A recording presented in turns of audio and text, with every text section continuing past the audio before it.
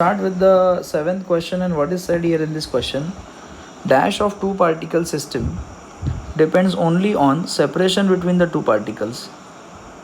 The most appropriate choice for the blank is.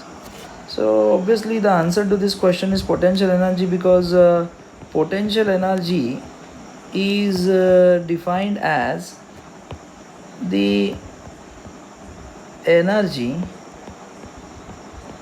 possessed by the body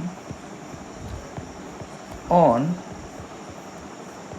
account of its position in system. So but obvious, if two particles are present in a system, their position will matter a lot. Okay, let us take an example.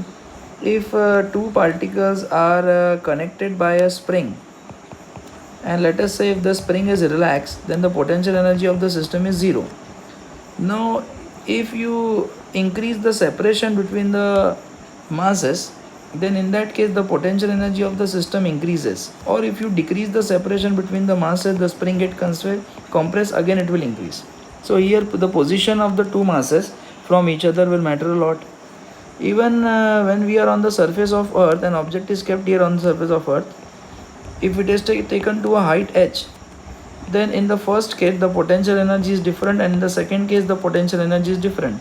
Potential energy of the block in first case will be less than the potential energy possessed by it in the second case. Again, it depends on the separation between the earth, center of earth, and the center of this mass. So it is the only potential energy which depends on the position of the particles in the system. That's why answer to this question is C. Thank you.